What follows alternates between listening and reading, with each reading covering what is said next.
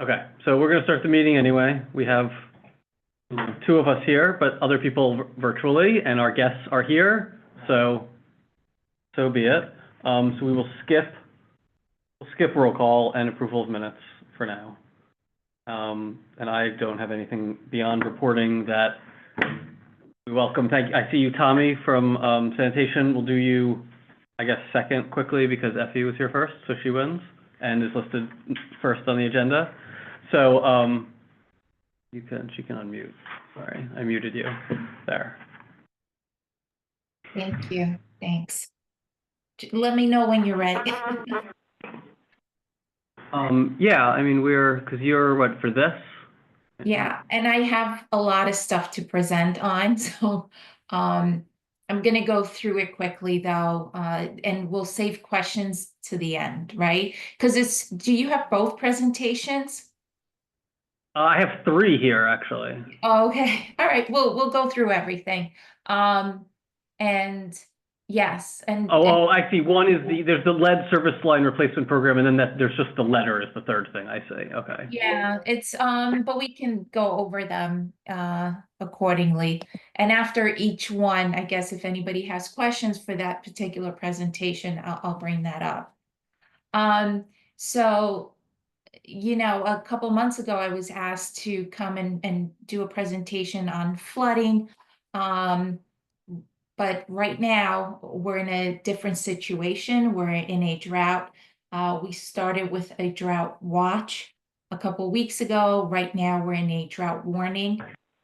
Hold on, I'm having an issue here. Hold on a second. Okay, hold on. Sometimes I have to take myself off camera or something because it takes up too much space here. Hold on one second. Thanks. No problem. Okay, you can still hear me, right? Okay. Yeah, we heard you this whole Um, time. Okay, sorry about that. I always have issues with my laptop, so I appreciate you pulling up the presentation. So as I mentioned earlier, we started with a drought watch a couple weeks ago. We're now in a drought warning, enhancing, our efforts to conserve water citywide. If you check us on social media, we've been posting in various languages for people to, be cognizant of the water use in their homes or in their businesses, taking shorter showers, doing a full load of laundry, just being aware of that. So I just wanted to touch up on this. It's a big thing right now. And, our reservoir levels are kind of low. They're about 20% lower than what they should be around this time of year. So if anybody has questions on this, you can ask me now, or else I'll just proceed into the flooding presentation. Okay, let's go to the next slide. Yeah. Thanks. So for flooding now, NOAA, which is the National Oceanic and Atmospheric Administration, they've reclassified excuse me, New York City as a humid subtropical climate. Okay, so this is kind of new. So be aware of that. We are now considered a humid subtropical climate here in New York City. We are getting definitely these more powerful storms. They're bringing more intense rainfall. And we have some examples here. August 2021, Henri dumped about close to 2 inches an hour. We had Ida over 3 inches an hour. In September of last year, we had about 2.5 inches in an hour in some of these storms. They don't have to be hurricanes necessarily. And these effects of these storms can be made worse, obviously, if the sea level rises and depending on the tide cycles as well. Next slide, please. August 6th, this past summer, August 6th, there was a really intense storm. And Riverdale got hit really bad, actually. So typically I don't get too many floodplains. You can hear me, right? Because I hear some echo. Yeah, Okay. It is echoing. it's echo, but we can hear you. Okay, cool. So this past summer around August 6th, we had a really intense storm and Riverdale got hit really hard, as you can see in this photo, um, close to almost 6 inches an hour, in 24 hours, excuse me, almost 6 inches, 24 hours. And the worst hit area was Riverdale. We activated flash flood plan, a warning and a travel advisory. If you're on Notify NYC with OEM, you probably received that alert. And this was not a hurricane. This was just a rainstorm, but oh my goodness, it far exceeded the amounts of rainfall that we typically get on a regular rainstorm. Intense rain. Climate change is real. Next slide, please.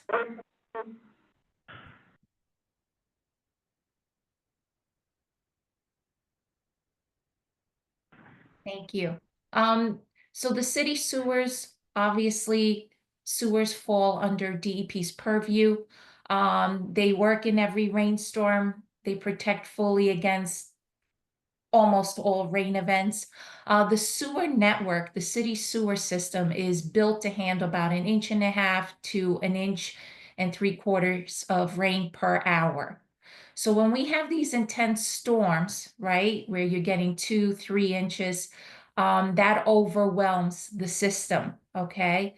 That's a greater amount that's produced by the storm, and it's greater than the capacity of the existing pipes. And just like I mentioned, due to climate change, New York City is experiencing more frequent heavy downpours that our sewers were not able to handle. Next slide, please. Catch basins. DEP is responsible for catch basins.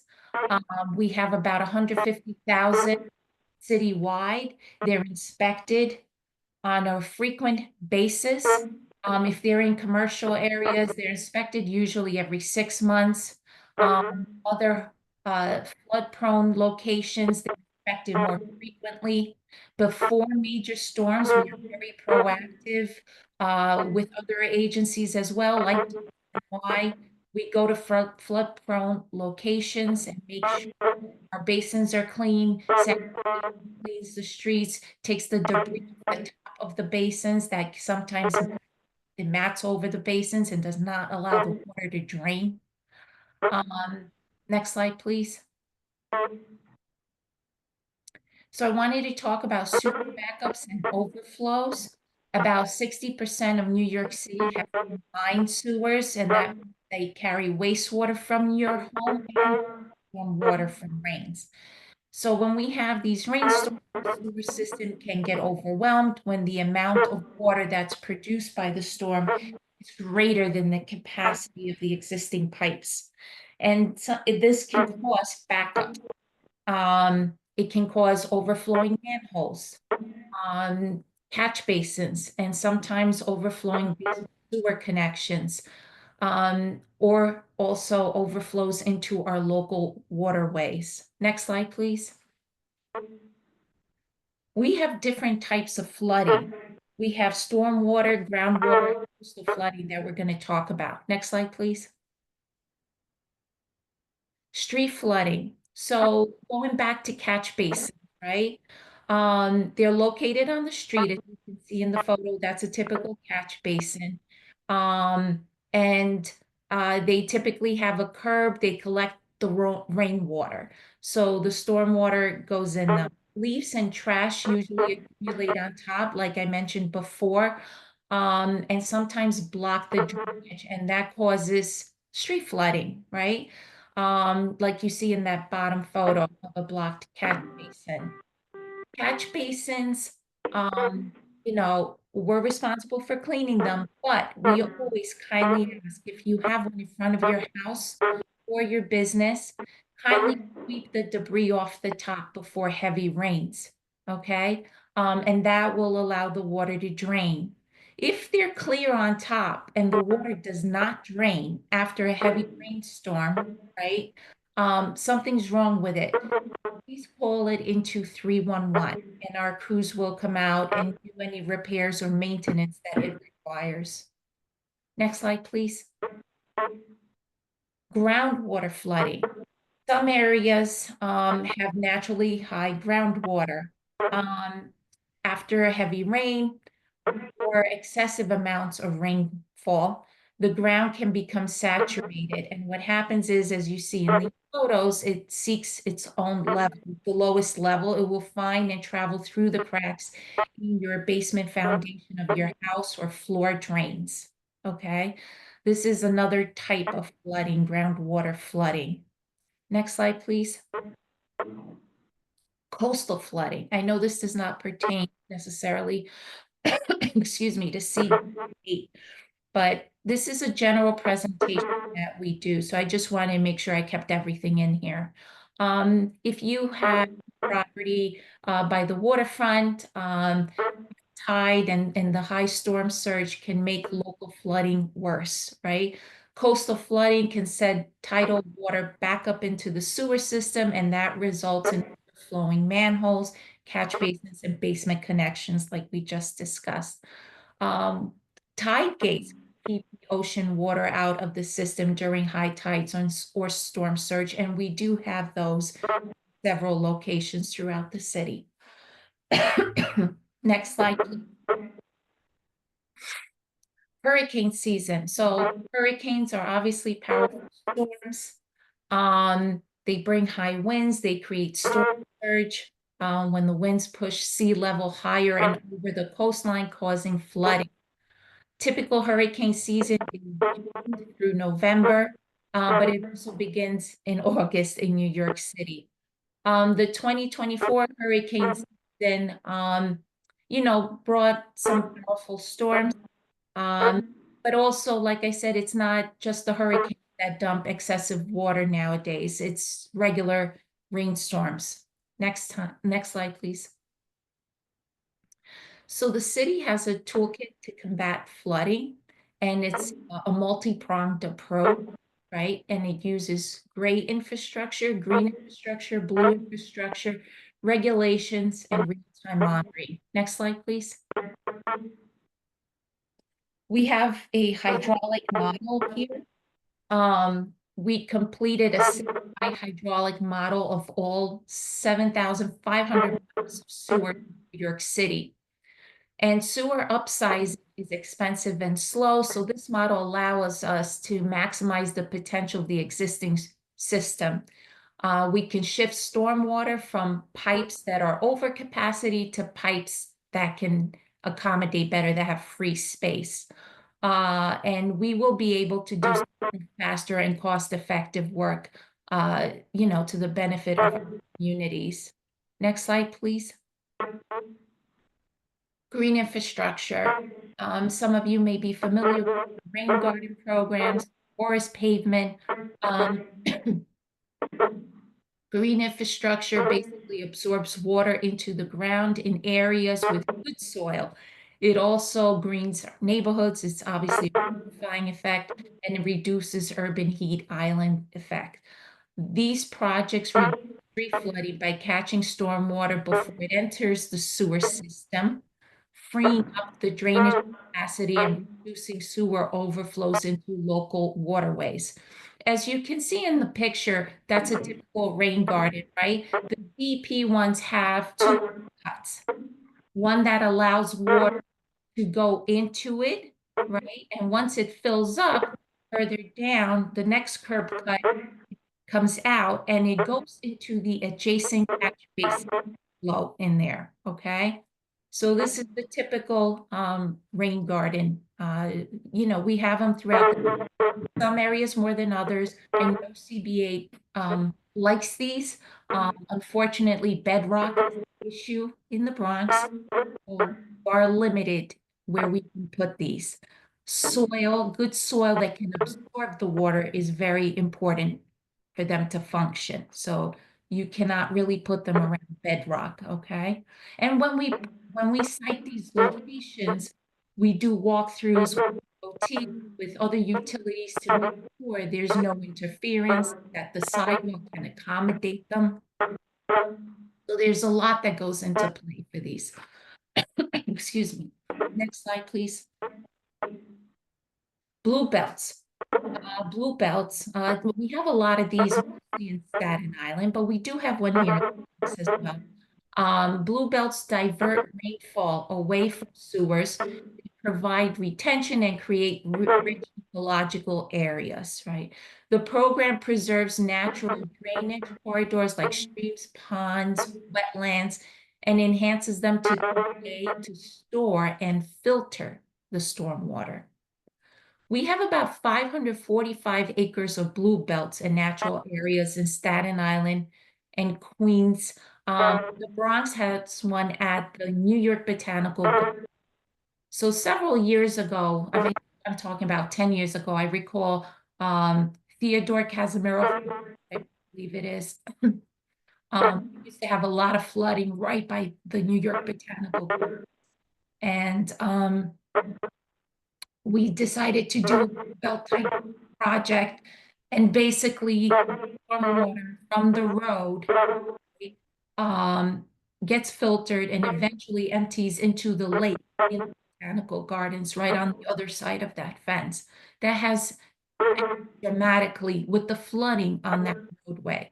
So sometimes it could be an expansive belt like you see in this photo, right, in Staten Island where they have it can accommodate that. Or sometimes it can be something smaller, more mini, like that one at Theodore Casimiro by the Botanical Gardens. Next slide, please. Porous pavement. Porous pavement is a special roadway paving and obviously it's designed to absorb, just like its name alludes to, it absorbs and drains rainwater. New York City, also known as the concrete jungle, is limited areas that naturally soak up rainwater because most paving materials are impermeable or non-porous.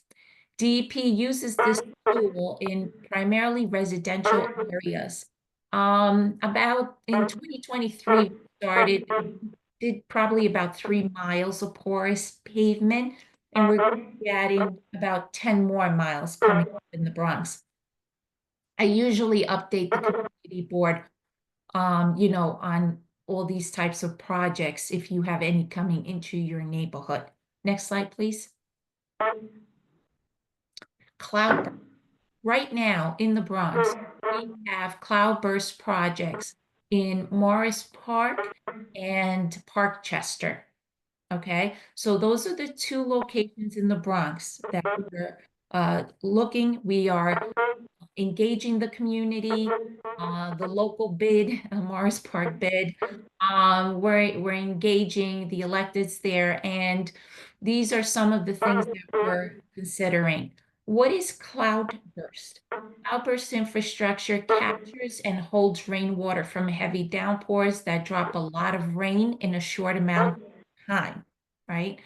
Cloudburst management project use contained spaces normally used for other purposes, like a basketball court in a schoolyard, right? To hold stormwater. They can also use sewer pipes, underground storage tanks, and green infrastructure. So as you can see in this photo, in this basketball court, it has like a subsurface storage area where the water would be held in there, right?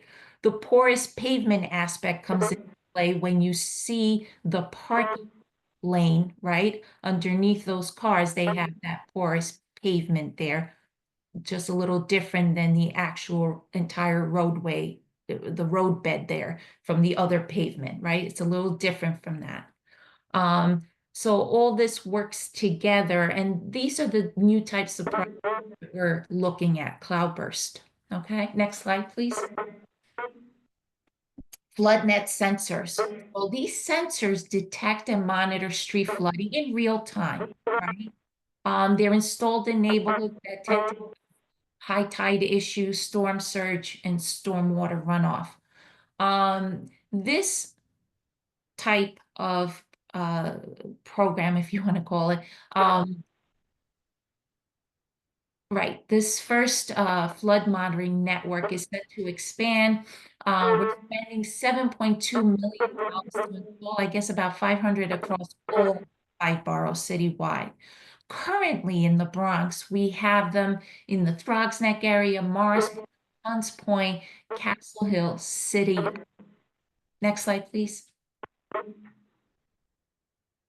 The Unified Storm Rule, which we've presented to this community before in more greater detail. Briefly, in 2022, we increased the amount of water that new and rebuilt property have to manage on site. So where there's rezonings, development, um, you know, these create opportunities to manage the stormwater on site and reduce the demand in the city's drainage system. The Unified Storm Rule prioritizes the use of green infrastructure, which has the added benefits of reducing heat island effect and supporting wildlife habitat. Next slide, please. So now what you can do to protect your home from flooding. Next slide, please. Converted basements. So bathroom fixtures should not be located lower than the sewer connection because that can result in sewage backing into your basement through the drains, through the toilet. Stormwater flooding basements that are located at the bottom of a driveway or below the sidewalk level, they're more prone to stormwater flooding and groundwater flooding. Exit routes are critical in the event of a flood. Bars on windows trap people in flooding basement apartments. Next slide, please. Rerouting your downspouts. So if you have your downspouts, disconnecting them from the sewer keeps the rainwater out of the system and reduces the likelihood of backups. And when I say this from your sewer, it's your property sanitary line. Directing the downspouts away from your building so the water doesn't start, infiltrating any cracks or any other things, on the foundation of your property. So you want to put the water away. But this comes into play when we give out our rain barrels, right? You would, and I probably am going to discuss it in another slide, but you would disconnect the roof drains and put a rain barrel, and that can capture the storm water, and you can use that to wash your car, water your garden, part of water conservation. It's a great program that we've been doing for, I think, 10 years or so. They cost about $100 at Home Depot. The ones we provide come with the kit. So they're really, really great. We partner with your electeds and your community board throughout the years and have been distributing them. Next slide, please. Okay, there we go. Install a rain barrel, right? So connecting your home's gutters to a rain barrel keeps the water out of the sewer, reduces the demand on the system. You use that water again to water your plants. We've given, I think this summer we gave out like 5,500 citywide, okay? Very important. You see this rain barrel, this is the typical hookup that we talk about. You can get more information on our website, by the way, on all of these. If you notice this one, it's sitting on a cinder block just to elevate it sometimes so you can use it better, more efficiently, so the water comes out from your hose afterwards, depending on the lay of your property and everything. But these are definitely a great resource, and hopefully we'll continue it this spring, summer. Next slide, please.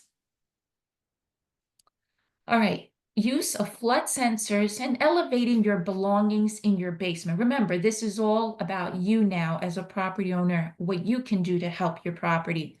Placing your belongings and your valuables on a shelf above where the water may flow into your basement.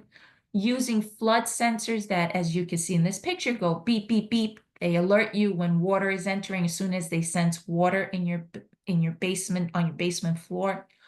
Right, placing the sensor on the floor near a floor drain or under the windows where you typically get water through them. So, definitely something to consider. Next slide, please.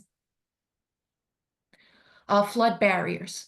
Flood barriers, we've been giving them out. This is a new thing we did this year. We gave them out to some of the council members. I know we did with Councilmember Dinowitz. We've provided him with some flood barriers. They can be filled with water or sand. Typically, it's water we tell you to fill them up with, and reused in storms, right? So after the storm, you would empty out the water and then you can move it because they can get pretty heavy when you fill them up with water, okay? Just be aware of that. So you empty them out after the storm and then you fill them up with water again before the next storm. Where do you put them? You would place them indoors, like typically lower level, right? On the outside, on the exterior, where you think you're going to get water entering, right? It may be by your driveway. It may be by a door, maybe by a window, wherever you're going to get water in before the heavy rains, typically in lower levels. Next slide, please. Sump pumps. A sump pump is critical sometimes, removing the flood water. It's a device that detects rising water, like in your basement pit or drain, and pushes it outdoors. Here's a tip. Be sure to use pipes or hoses that extend 10 to 15 feet beyond your building, your property, okay? Just so the water doesn't come back into your property. Next slide, please. Installing a sewer check valve, very important. That also is critical in stopping sewage from flowing into your home through the toilets and the bathtubs during heavy rains. With some of these things, just like this, please consult a licensed plumber for the installations, okay? Next slide, please. Drain or toilet plugs. These are pretty cool also. Toilet plugs can stop sewage from backing up into your home through your toilet. Drain plugs, also called gripper plugs, can stop sewage from flowing into your home through the tub or the floor drains. And these can be found at hardware stores or online. You can purchase them. They're definitely helpful. Next slide, please. Homeowners insurance. So most homeowners insurance policies do not include coverage for a sewer backup, right? So you may have to add an optional rider to your insurance policy to cover any damages to your home from a sewer backup. Next slide, please. Here's a good program, which we've discussed in previous years at the community board, our WAIT program, right? WAIT is wait to use the water. So wait to flush the toilet, take a shower, or use appliances, especially the purpose of this is during heavy rain. The extra water discharge puts unnecessary strain on an already taxed sewer system. So it's a pretty cool program. If anybody has the app, let us know how it goes. But it's pretty good, and we've had this for a couple of years now. Next slide, please. Know your evacuation zone. The best way to be prepared, for the possibility of a hurricane evacuation is to know your evacuation zone and plan your route, your travel route ahead of time. City officials will tell you when to evacuate through media, direct warnings like Notify NYC. An evacuation is a last resort during a serious threat to public safety. Next slide, please. Notify NYC, it's so important. Please make sure you sign up for the alerts. This is run through OEM, the Office of Emergency Management. Notify NYC is the city's official source for information about emergencies, any emergency. Next slide, please. Oh, I think was at the end of the presentation. Oh, okay. So DP is here to help. Please always call 311 when you have any type of issue. Many people do not know who to send their complaint to, right? 311 does though. So please call 311, go online, place your complaints.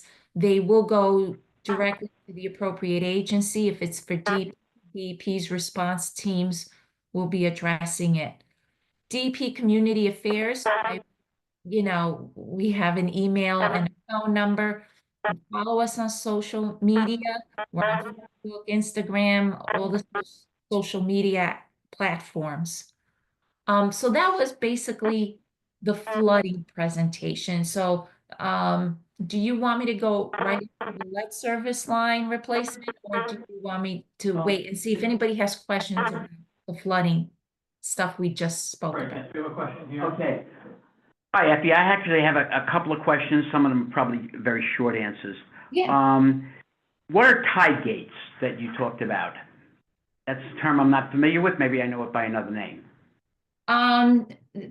We call them tide gates. That's the name that I know as well. I'm not sure if we have any other. No, I just meant what does it do? What is It prevents the stormwater from, coming into coastal communities. Let me see here. I just don't understand, how you can Yeah, stop. I mean, they're really meant for coastal communities. Okay, Not okay, then it's not, necessarily yours. So I don't think Okay. we have any in your area. okay. But tide Then gates, my, with the resiliency projects that we're doing in Lower Manhattan and other areas, we have tide gates that come into play. So basically, before the heavy storms come, they open them, they close them. Our Bureau of Water and Sewer Operations, takes care of them. And we are responsible for. But yeah, I'll get you more information on it, where we Okay. have them in the bus and stuff. another question I had, when you were talking about the sewer pipes and, their capacity and the hydraulic assessment, I've been talking about this for 25 years or 30 years. The diameters of the pipes, they're a certain diameter when their sewer pipes are put in. But anybody who's ever worked with any kind of plumbing knows that you can have a pipe of this diameter, but when you open it up, it's this diameter, okay? And so how is that taken into account? You know what I mean? Is it all like theoretical capacity, or is it actually measuring flow? What flows through the system? I'm not an engineer, Rob, so. No, I understand. But my Okay, so that was, understanding is when I talk about an inch or an inch and a half, I'm talking about rainwater yeah, going into the existing sewer system, whatever pipe that is. right, whatever pipe it is. But what I'm saying is, Yes, the system is set to do almost it's 2 like inches of rain. arteries. I understand. It's like arteries, and Yeah. the plaque is building up throughout the years, right, with these pipes. Exactly. And it gets smaller and smaller, including properties service lines, right? And Yep. our mains as well. But Okay. what specifically is your question about that? I'm concerned about how it's all calculated. You know what I mean? What the volume is, because if it's just a theoretical volume, the reality might be that the system can only handle 1 inch of rain an hour. Because I remember I was arguing with Abraham 25 years ago about this. And never gotten a good answer on that. And the other two other comments. One, how the porous areas that have the porous pavement, how is that maintained? Because if you have it on the street, it's going to be filled with silt, and a street sweeper is not gonna clean that away. So, I'm gonna find out about the maintenance of porous pavement. I don't have an answer for you yet. And I'll let you know. I'm not sure how dirt on the street will affect it though. It's meant to soak in like a sponge water, right? Rainwater. So your question is if there's debris on the street, silt, you silt. think silt. So You know, when if you go to yes, clean your drain, there's a lot of dirt there. There's not just leaves. yes. Because I have one in front of my house, and I clean it, and there's shovelfuls of dirt. So I'm just thinking that that same dirt is gonna go into that. And my last comment is, I'll find the out. United It's a good Stormwater question. rules, I've never received that question, but like I said, porous pavement, last year we started doing it in the Bronx, right? So, yeah, I'll send this all to you, too. I'll send these questions to you. And the other thing is the unified stormwater rules. Do you know if that's addressed at all in the city of Cement that's being voted on in the city council? you're talking about City of Yes? Yeah, well, they call it that. I call it City of Cement, Well, yeah. it applies to any new development, so yes, it's always taken into account depending on the size of the new development or redevelopment. You know, yes, that's my understanding. I'm not aware of it otherwise, yeah. Okay, all right. Thank you. Yeah. We also have another question, Tucker. Hello, can you hear me all right? Yeah, thank you. Yes. All right, so we live in Riverdale. The Susan person is also with me. We live at the corner or near the corner of 259th and Spencer. And you know, we had been reporting a broken catch basin, and we know that people came out and they did something there, but we don't really know what they did, and we're trying to figure out what it is that they did. We sent some emails and someone told us they did a dye test that showed that there was a leak, but we want to know what happens now. Like, is it going to get repaired? Is it because there have been two sinkholes on I've this? been updating the community board on this one, so hold on a second. I have to find it. I know we've been out there recently. Hold on a second. Yeah, both our water and sewer field have been looking into this location. So you have to realize something, you know, when the catch basin is broken, we're trying to make sure that there's, you know, if there's an issue with it, right? I believe, what was the concern? Was it a sinkhole? Hold on a second. I think I should put myself on mute because I'm like getting echo while you're talking. Yeah, So me can you too. please I get that. I've been getting it the whole time. We hear you. Okay, continue, Effie. I think you were Okay. saying. No, regarding Spencer Avenue, what was the issue exactly? Was it the catch basin causing flooding? Or was it the cave-in? There was a cave-in there, correct? There was a cave-in, and assumedly there was also an issue with the catch basin that you all discovered when you came to repair the cave-in. But there's also sinkholes on that corner as well. And so we heard that there was a dye test done, and the dye test said there was a leak, which we're assuming is what causes the sinkholes, and we just want to know what's happening next. Like the catch basin, like did it collapse, and that's why maybe there's these leaks that are causing these sinkholes. We're like, what happens now? Earlier, I think the guy who's sitting down now was talking about capacity assessments. Is it that doesn't have capacity anymore? Is it broken? Like, what's next, essentially? So my understanding was that we repaired the catch in there. Recently, this month, we've been out there. We repaired the catch basin. But what we do is when we get a cave-in condition, right? Just realize something. DOT has ownership of the streets. So whenever you call a sinkhole or a pothole or anything like that, it's going to go to DOT first. DOT will decide if it's something very simple, just a couple layers of asphalt that's off, it's a pothole, they will fix it. Once it starts getting deeper, right, DOT sends it to DEP.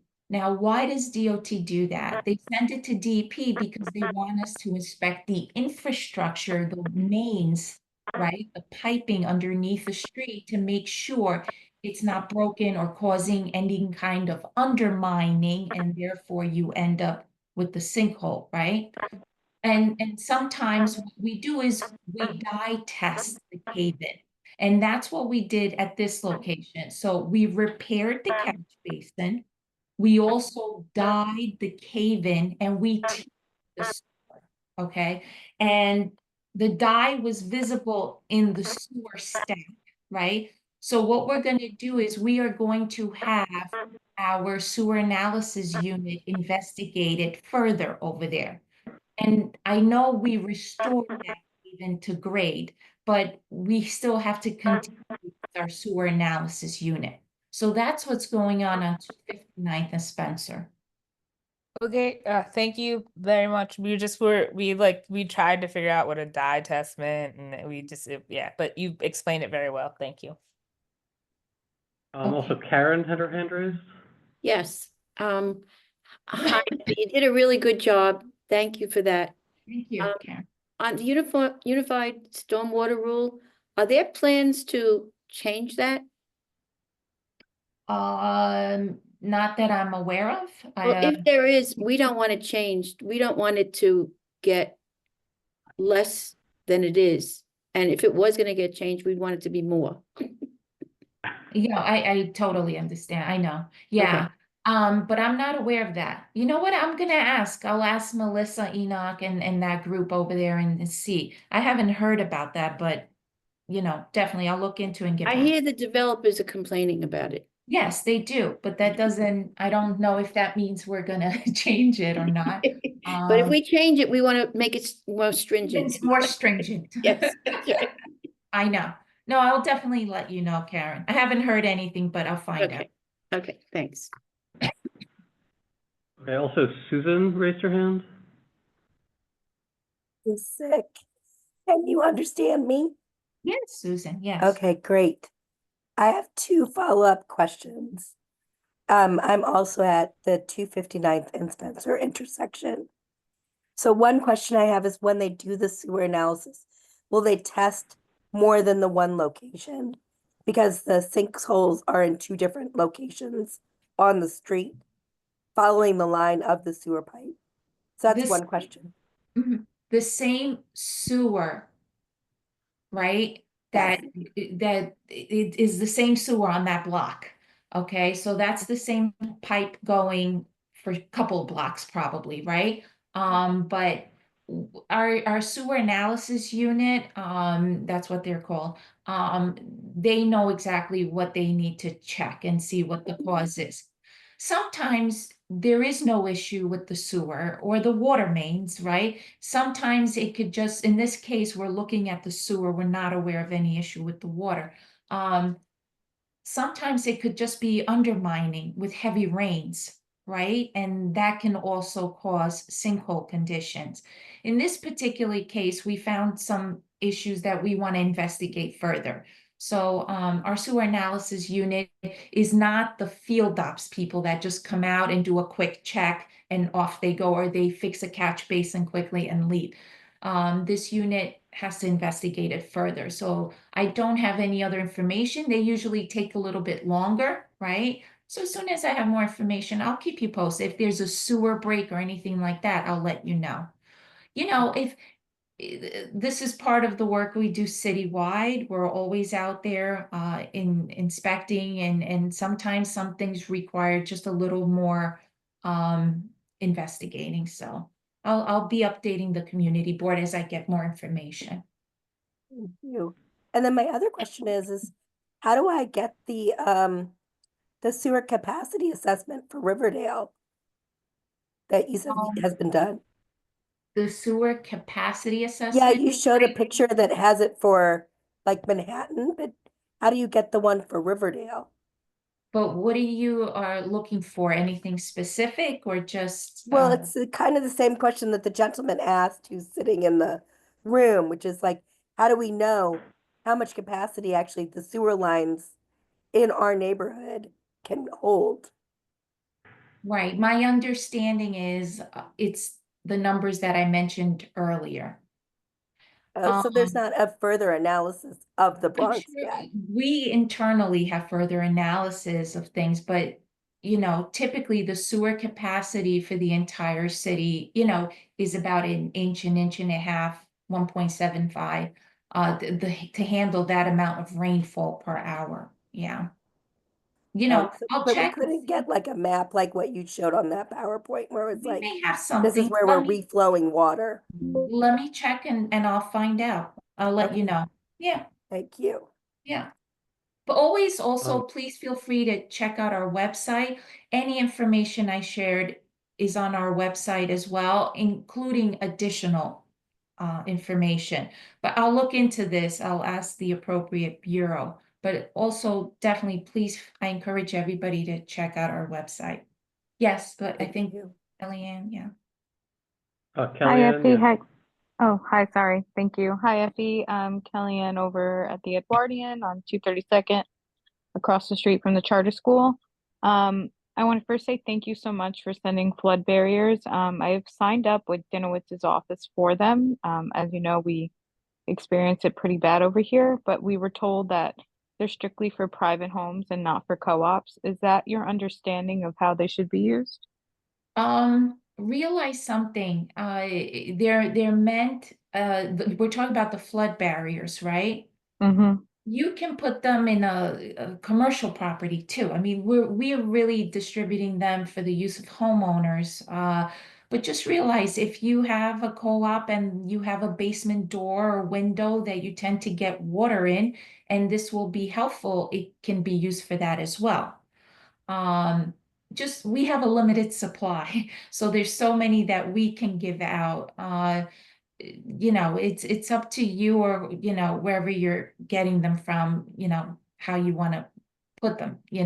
But definitely if there's basement windows or doors that you can use it in, why not, right?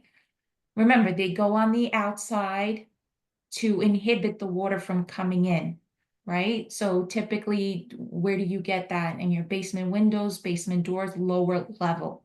So that could be anybody's property, right? These barriers, the ones we gave, remember, all this can be, you can go to Home Depot or any other hardware store and purchase them, by the way. The ones that we were giving out were also specific footage, right? So I think we have 4 footers, 12 footers, 6 footers. So, like I said, your property best. If your garage needs them, how many to put in. Sometimes you need to put two side by side. Um, but if you can utilize them, go for it. Try them out, see if it works with the next storms. Like I said, we're in a drought now, right? It's going to take several storms before we get to the capacity in our reservoirs, the levels that we need to be at. Okay. So yes, we're getting some rain coming up tonight, tomorrow. It doesn't mean great, drought's over.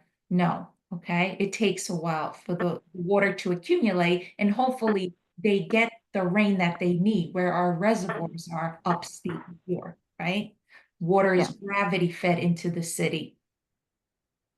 Just for clarity, he told us that we could not sign up for the free ones because they were just for private homeowners. So I could speak to him about, getting something for the building if you're saying that they are used for other spaces. I But can't, you have to realize something. We distribute them, we give them to the elected officials, and then they decide how they want to distribute them. totally understand. Yeah, I mean, like I said, I don't know your windows. I don't know where you're getting water in your co-op, you know, how they can be utilized. I just know what they're meant for, just like in the photos we shared, right? Um, Sometimes, you know, in more industrial windows or doors, they may not be helpful. I'm not sure. You would have to try it out and see how it is. Mhm. Thank you. Mhm. Can I We ask another also question? have, Oh, sorry, you can go. sure, yeah, I have a Talia. follow-up question. Thank you. Sorry about that. I have a follow-up question in regards to the construction over here. We've submitted many complaints about them dumping cement into our sewers, which has led to flooding in our building.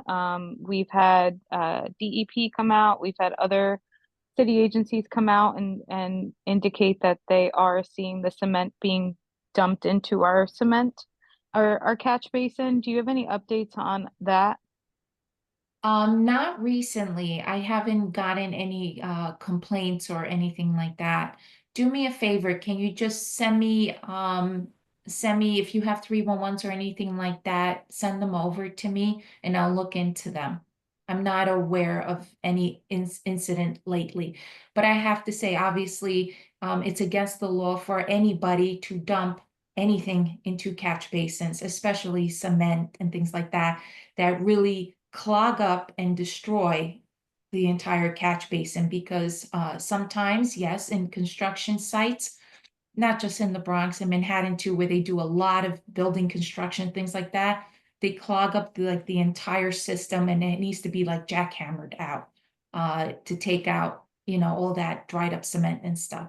So Right. it is against the law to do that. And we appreciate you making the calls into 311. And my understanding is we can issue violations, you know, if we see that happening. So I'll definitely look into, if you don't mind sharing with me, you know, the complaints and 311s and stuff like that. Thank you. Thank you.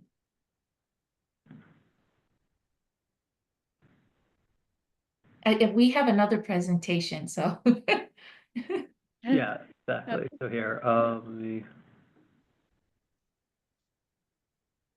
Thank you. I always get this thing that tells me it's affecting my audio quality when I am having images on my screen. So I'm going to go again into off camera, okay? Because I don't want to have a problem with this again. Okay. Um, So we just put a quick presentation together just to go over, um, just to go over lead service line replacement, right? So we did a press announcement, I would say maybe a month ago, um, you know, about funding that we received, and during going through the presentation, we'll discuss that, and doing this program in New York City. Next slide, please. So let's just go to the basics first. What's a water service line? So this is a perfect picture over here, right? The pipe that brings water from the city's water main, right? The city's water main, where do they tend to be? In the middle of the street, right? You see the picture, right? This depiction of a typical street and house problem, right?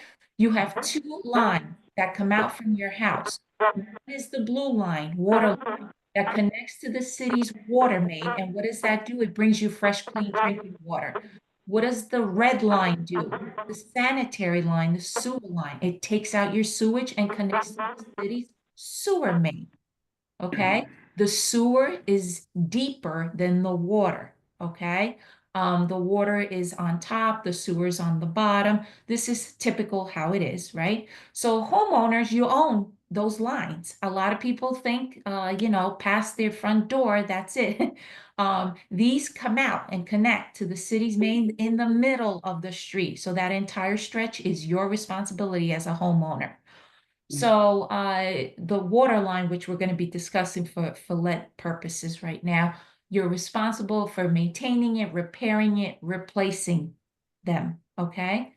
Next slide, please. you know how we just talked, just a little side note, you know how we just discussed about cave-ins, right? Yes, the city checks its infrastructure to make sure it's not the cause of a cave-in, right? It's broken and causing a leak that's undermining the roadbed, right? And causes that cave-in. But guess what happens? It's not the city.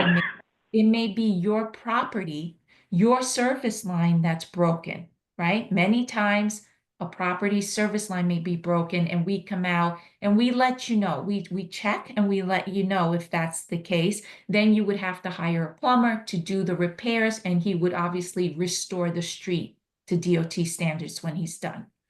So anyway, going back to lead water service lines, New York City's waters delivered lead-free meets and exceeds federal state health standards. We have the best drinking water in the nation, and we're very proud of it. We treat our water with orthophosphate, which is a food-grade additive similar to baking soda. It coats pipes to prevent metals from getting into the drinking water from household plumbing.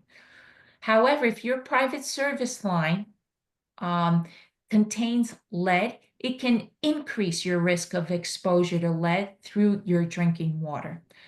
Lead can cause serious health problems, particularly for young children, pregnant women. So if you have a lead service line, it is probably at least 60 years old. It's with the older homes and it should be replaced. Next slide, please. The lead service line replacement program. So DEP is offering to replace service lines made of lead or galvanized steel at no cost to eligible homeowners. And this is due, as I briefly mentioned in the beginning, it's due to a $24 million in funding provided by the state through the federal bipartisan infrastructure law. This is a free program and homeowners will not be charged on their water bills or property taxes or anything like that. By the way, if you have to change your service line, guess how much it may cost you? About $10,000. Wow. The sewer is deeper, so guess what? The sewer is going to be even more expensive, right? But right now, we're just going to focus on water. Next slide, please. So in order to be eligible for this particular program, right, it has certain criteria and the location has to be environmental justice. It focuses our program on historically disadvantaged communities, DEP included, only census tracts in environmental justice neighborhoods. There has to be a specific household income, medium household income, to focus on those least likely to be able to afford to replace their lead service line independently. DEP included only census tracts with median household incomes less than $47,600. So this is all based on census data, the 2020 census data. And also there has to be a density of lead service lines, right? To maximize the contractor's efficiency. If everybody in a 3-block radius has a lead service line, great, let's go there and focus on that area. We identified areas with high densities of lead service lines. So eligible homeowners will be contacted by DEP. By mail, you will get a letter, and by phone. And only the homeowners who have been contacted by DEP are going to be able to participate in this program. Next slide, please. So in the Bronx, we have specific locations that we are focused on. As you can see on this map, hopefully you can see it. And we have they're contracted areas with specific contractors, as you can see, J.R. Cruz, DeBow, P&T Contracting. These are the contractors that will be going out to do these replacements. In addition, I may add, I'm hearing of certain DDC projects where they're doing this. So if they're digging up the street and doing, we're going to be doing water main or some kind of sewer main work, specifically water main work, we might as well change some lead service lines if we're gonna find them, okay? So there are projects coming up that will be happening. So it is for these areas, these contracted areas, but then again, there are certain projects with DDC, the Department of Design and Construction, that will be doing that as well. Next slide, please. So there are steps to this program. Our contractor will contact the homeowners to schedule an inspection of the service line to confirm that the line is made of lead and needs to be replaced. If the service line needs to be replaced, the contractor will schedule a replacement date and the homeowner has to sign a waiver. Why? Remember, the service line is your property. You're responsible for it. The next step of the process is to replace the lead service line with a new safe copper line. Replacement work takes approximately 1 to 2 days, and we will try to minimize any water service disruptions while the contractor works. We will provide a lead pitcher filter and cartridges, as well as flushing instructions after the replacement. The final step of the project is the restoration of the street and the sidewalks back to DOT standards. And you can expect a brief delay between the completion of the service line replacement and the restoration activities. Typically about 2 to 4 weeks, they will come back to do final street restoration and any type of sidewalk work if that's needed. Next slide, please. So we started in the summer, notifying, sending out letters to homeowners. We recently started replacements in the Community Board 1 area right now, and the program is ongoing. Next slide, please. So if you're a homeowner and you're not eligible, one thing you can do, and you may be interested in doing, is going on the New York City's service line map. It's on our website. And you can put in your address and see what your service line is made of. And this is the DOT records, right? So when your plumber does any type of specific work, they typically put in applications with DEP, right? So we're aware, and this is how we get our information. Flush your plumbing. We have, I don't know if you could see it on one of those brochures in there on the right side is water service line replacement at your home, how to flush, and we have that available online as well. And you could do that. One thing you can do is, during overnight hours, especially when the water is not in use. I did not have a lead service line, but regardless, I always do this in the morning when I first turn the water on. I let it run several minutes. Okay, that's flushing. That's what the flushing part of it means. But just in general, you could taste the difference in the water sometimes from the water that's been sitting in your pipes overnight, right? And then when it's run several minutes, it flushes out the system. To me, I taste the difference. I've always been doing that regardless. Another very important tool, please call 311 and request a free lead test kit. Okay? And this is for your property.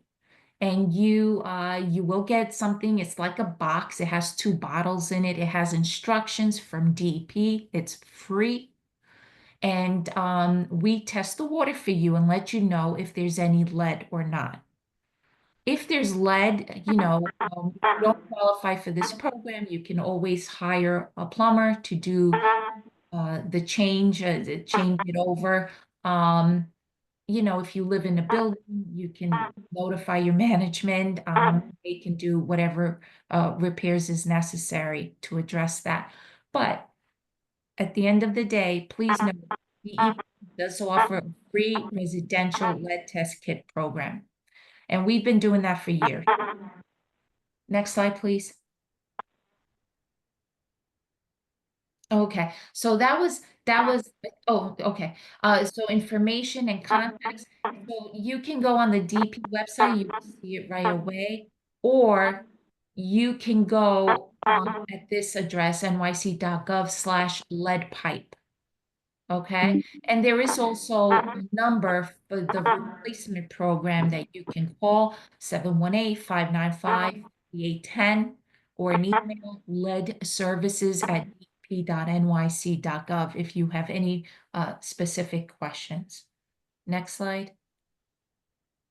I think that's the end, yeah. Yeah, thank you. Yeah, I think that's it. Let me see here.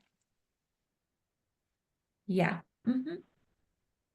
Yeah, that should be it. So that is the lead service line. I put together a quick presentation just on that. I don't know if anybody has any specific questions on that. I think, do we have that letter that I had shared with the board? Did you want to go over that as well? That's about lead lines as well. That's why. Yeah. Sorry, do you want to hold off on your question for 1 minute? I'm going to go through this quickly. This letter is a sample letter of something that we are now required by the EPA to notify property owners. So the EPA is now requiring water suppliers nationwide, for New York City, it's DEP, to issue annual notification letters, and this is an example of that, to consumers that have service lines that are made of lead or galvanized steel or some unknown material. So we're in the process of issuing these letters. So if you get one of these, according to our records, you may have a lead service line. Okay, you're not required to replace it. We're not going to give you a violation or anything like that. We're just making you aware of that. So that's what that letter is about. So I just wanted to briefly touch on that. That's just a sample. Thank you. Now we can go into the questions. That's it for my presentation part. Thank you. So first, Laura, first. Hi, thanks, Effie. Thank Years ago, you came to this committee about the American insurance Water program. American Yes. Water Resources, right? Yes. Right, right. And I have it. Yes, we took that out. Is that insurance for the sewer line that goes from your private house to the main? Is that what we're talking about? So that No. if I was not in an environmental No. justice area, would that insurance help? No, not for this. So remember, we are just talking about water now.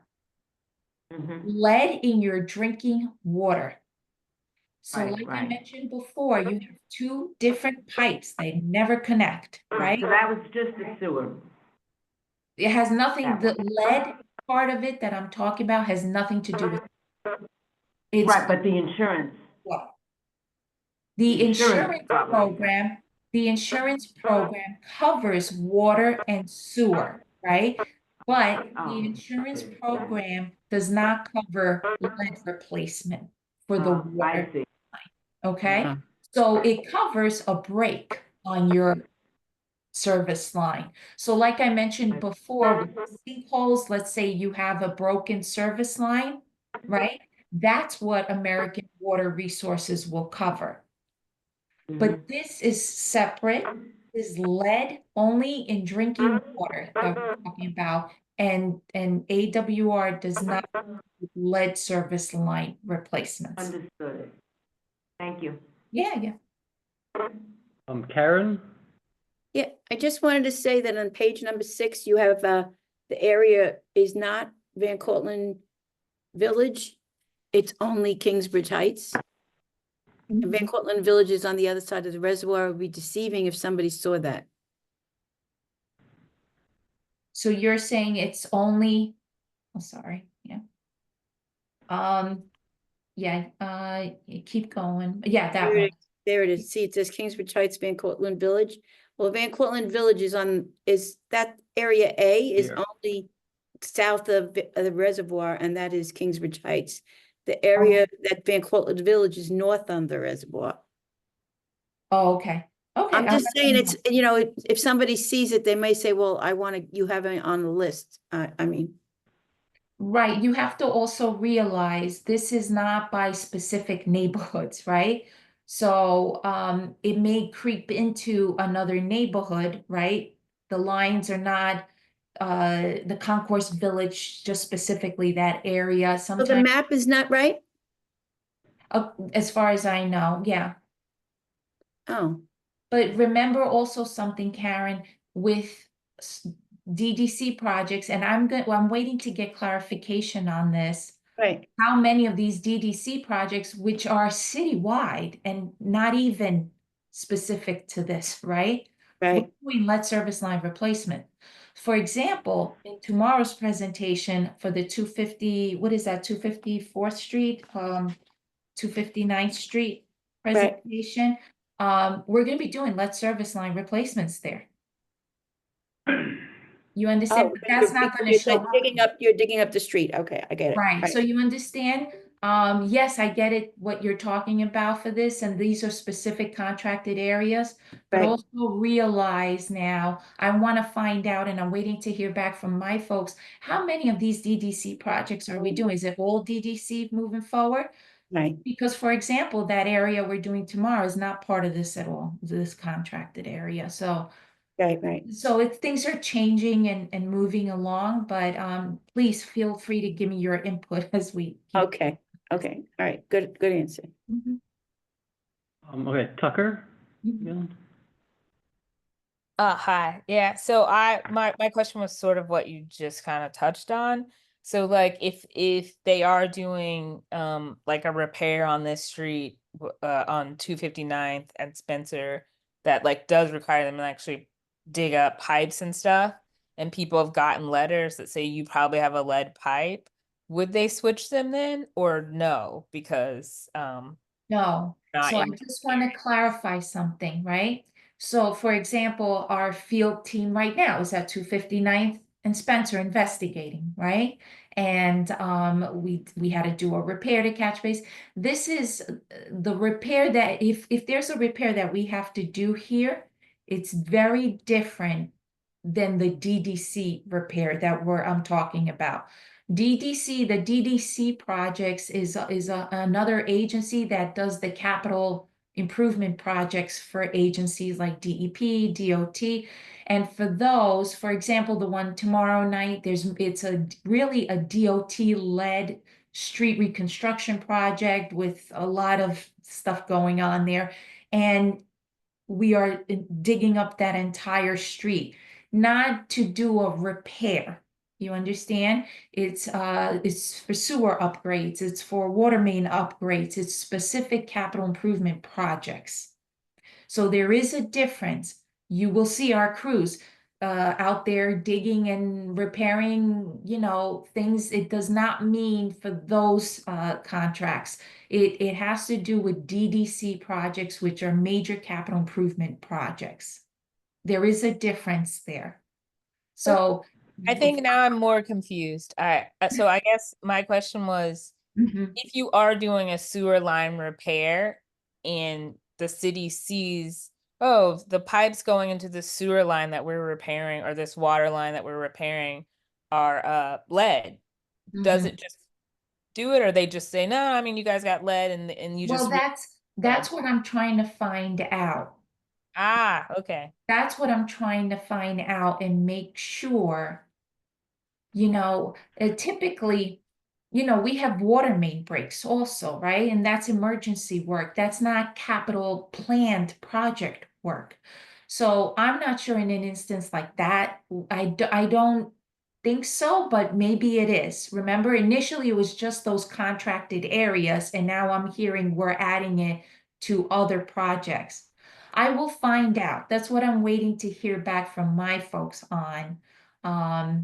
a simple repair on the street would not do that. But then again, I get you what you're talking about. And just remember one thing, lead service lines is water lines, not sanitary, not sewer, right? Sewer goes out. We don't care about that necessarily, what line, right?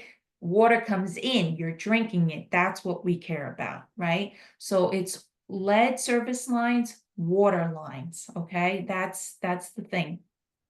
Just want to clarify that, yeah. Yeah, I mean, I didn't know, so like, yeah, that's great. Yeah, Thank you. yeah. Um, I and hope I explained that. Okay, thank you. And thank you, Effie. That was great. I don't have any more questions. That answered, I think, every question I could possibly have at the moment. Thank you, Effie. Yes, thank you. Thank Yeah, keep in touch with me if very you much. have any questions. And Great to I see know you. there's some follow-ups we need to do from tonight. I know everyone's gonna go home and try to look up their address on the lead service line now, too. Yes, please. And please request a free lead test kit. You can call 311, go on 311 online and put the request in. I tried that map on I have a Mac, and I could not get it to respond properly. I couldn't look up my address. I did it at different days. I even tried it in a different browser. Because the letter was in Assemblyman Dinowitz's newsletter Yes. Yeah, with the information on. and I tried to on do that it. It wouldn't work for me. I asked Karen Are to you- try it on her PC later. Are So are we'll you see if that saying it works. was a link that they had on there and you couldn't No, the open? link worked. When the map came up, it would not, no matter what I did, it wouldn't fully load and give me the option, I agree. you know, That's what, I that can- happened to me as my well. address, and it just wouldn't work. I haven't Useless. gotten that complaint, but do me a favor, if the community board can just send me an email on that you're getting complaints. I'll send it to you, yeah. Yes, please, I got 2 complaints here about it, so I definitely want to bring that back to them. I'm not sure why that's happening, but we'll find out, absolutely. Thank you. If you don't need me, I was gonna jump off, is that okay? Yeah, is that map different, just quick, than the arcgis.com map that also shows lead service lines? That's the one I think I was looking at, and it wouldn't work for me. The, On my phone, it wouldn't work. The arcgis.com map? I'm not sure when you check the link, if it's bringing you to that. I would recommend you go through the DEP link just to make sure. Okay, thank you, yes. and When you first go on our webpage, www.nyc.gov/DP, or the other email address I provided during the presentation, those are the DP ones that I'm aware of. They may bring you on to some other site, but then that's how it's done. But those are the links that we are providing. I got Okay, Bob's perfect. thing. Thank you very You're much. talking about the one that just said lead pipes? Is that the map you're talking about, Bob? I think so. It was the one in, you know. I got it. I got it. It doesn't give you the direction, but I pictured it. I found it. Thank you. I'll send it to you. Becky. I will include links in the minutes. Not on the Mac. Anyway, yeah. Okay, but thank you very much, Effie. Thank you. Have a good evening. So, we had someone from sanitation on, but I think he dropped off. And I don't believe there's anyone from sanitation still on, right? No. Most likely not. Right. But he was gonna talk about snow removal, and I think we could totally still talk about that next month, and it will still not have snowed in December. That's right. That weather has moved. shifted You know, a bit. it used Don't to worry snow about in that. November. It used to snow in Not till November. January. Now it doesn't snow till January. All right, we're gonna skip that, I think. What else do we have? Old business, follow-up status of 306 West 232nd Street. I think we did that already with Effie, no? kind of already. Yeah. Exactly. Van Cortlandt Village resident, okay, so that, there is a subcommittee of the Land Use Committee investigating that already. Oh, okay. Van Cortlandt Village developments. there's a meeting on Monday. Yeah. They haven't met yet, right? No, we met, we did a tour of the area Oh. with residents, and then we're having a meeting on Monday at 7:30. So if anyone else wants to talk about Van Cortlandt Village development concerns, and the future of whatever is going on in that little triangle, north of the reservoir, there will be a meeting this coming up Monday, the 25th at 7:30. And we'll be here and on Zoom, and I don't think the developers actually could make it, you know, so we asked them lots of questions via email. I'm shocked that he. Yes, no, they're busy, I'm shocked. Yeah, they're busy. They did assure us in their answers, sneak preview, that they do not plan on cutting down any of the street trees or currently any of the other trees on the property, but that, of course, if they plan to, that then they would present those plans to people. But at the moment, they're like, none of our plans include any of that presently. Karen? Yeah, so remember, I think we did this with the property that was at Visitation. I actually went and took pictures of all the trees around the property, and then the Parks Department came in and redid it. Maybe we should just get the Parks Department to like identify the street trees and verify that they're there, and then that'll be a good thing. And then the other thing is, did they talk about stormwater? I mean, it's very hilly over there. It's nothing but stormwater. Did they show you a Oh, I know. stormwater Well, I thing? mean, any new development would have to do, like, they'd have to put in catch basins and the green roof. They'd have to account for the new, like, you know, non-permeable surfaces they're introducing if Only they if were. they're over 20,000 square feet or 5,000 square feet of new impervious surface. That even under the first part of the City of Yes changes? No, that's. Because I thought they added, like, kind of stricter some of that. No, that's the uniform stormwater rule, which we don't want changed. 20,000 okay. square feet, you have to follow the rule.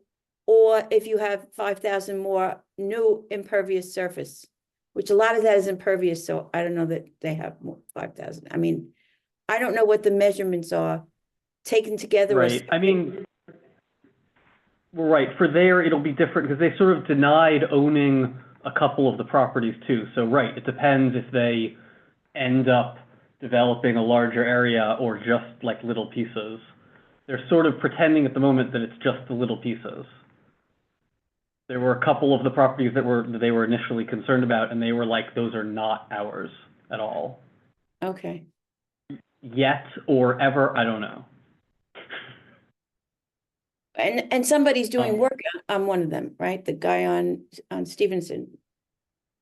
But I think that one is separate. That's a different owner. Right, as well. right. But yes, that one is, and that was like a mess. There was just a bunch of stuff Right. out on the driveway, which Right. you're not supposed to have it like publicly accessible, but Right, you could probably put in a violation there if you wanted.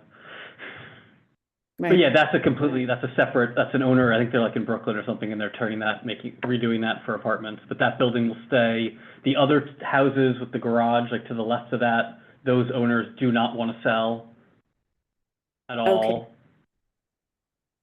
So, you know, that's Interesting. what they've said to us. But yeah, so on Monday, there's a meeting for that separately. Okay. Summit Place, what is state of Summit Place? Lack of lighting. Somebody emailed about this, and I meant to print it, but I did not. But I'll have Farah look Is that a into- step street? Is that a step street, Laura? There is a summit, Yeah, I think it was that people were complaining about the lack of lighting or cleanup on the Step Street portion, yeah. but that's being reconstructed, the summit, that street. Is it? Is I that one believe- like actually budgeted, like it'll happen? I believe that it's being reconstructed by DOT. Right, that's Sarah DOT has- then. Sarah has her hand up. Oh, yeah, Farah. Hi, yes, you're right. It is in their capital plan, the Summit Step Street. They were complaining about, lots of litter. They did a nice cleanup, some people in the neighborhood. We do always reach out to DOT and sanitation as far as that throughout the year until they do fix it. But the lighting, I wasn't sure about that. So that's something we could do through the office and work with them to follow up on that as well. Okay, would that also really be DOT, like if there were lights that needed Yeah, to be yeah. replaced Yes. or installed? Yes, yep, street lighting, DOT. But, Just like they did up Fieldston Road, right?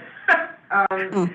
Sarah, the step streets, before the reconstruction started, there were complaints that it was dark. So I'm hoping as part of the reconstruction, they are adding or fixing More lighting. whatever the problem was. If Okay, there was no lights there before, No, that's there the whole. were, there weren't enough, or they were always out. Okay. All I know is that I remember when I was chair, getting complaints about it being dark. And I'm not sure what is involved in the reconstruction, but I'm assuming maybe we could check on that. I mean, I would think if they're, for Right. the Step Street, I'm sure they'd be redoing the lighting then too. Right. Or at yeah, least no, replacing- we should check, I mean, because we were constantly going back and forth on the lighting by Etzel Avenue, which they repaired, but they seem to keep going out, so it's an seems to be something we have to constantly follow up on, so we should definitely make sure they have that in their plans for the capital project. Right, and this street, I believe, is practically attached to a new building that Mm-hmm, was being constructed. And, when I was chair, we got complaints about all the construction workers having lunch, throwing it on the step street. I mean, then the building should have lights on the side of it and provide the light in a way. Right, I mean, the It would be building. nice, right? It would be nice. Yeah, That's sort of the way it is on the Step Street in Marble Hill, like the buildings have light that add to the limited amount of light that's built in there. Why did we? right, it's their, because it's their tenants also that are using. Right, exactly, they have to use the Step Street to get in and out, so they have lighting on the side. Also, just to have lighting the Yeah, side. it makes perfect sense, but it's not, what makes perfect sense is not always done in We know the practice. contact information of the building. I don't know if the building has been completed or not, but I think. No, because that would be a good thing to ask them, or if, right, especially if it's not, that they should think about, like, put lights along this side of your whole building, or it'll just be really dark for everyone going home every If day. they're up high, the chances are nobody's gonna vandalize them. Well, it's that way. Okay, and then 246th and Post Road, someone was reporting a sinkhole. I don't know, I mean, again, that sounds like it's a DOT thing. well, Um, yeah, I don't know why that's on here, I guess DEP. I actually drove there to see what they were talking about. It really wasn't a sinkhole at all, but we I mean, can maybe it was fixed. maybe someone just put a little fill in there, but I didn't see, it is a bit, the street definitely could use some repaving, but we'll go back on that again. I think Horace Mann School was the one who brought the issue to us, and they've been trying to resolve it for years, they said. So again, we can ask Effie if they did anything or found anything there. Okay, thank you. Yeah, okay, so fine. And that's all. Otherwise, we can't do bill minutes, so that's fine. Any new business? Anyone have? No new business. Okay, then I'll move to adjourn. Motion to adjourn? I'll second it. Adjourned. I'll stop that. nice.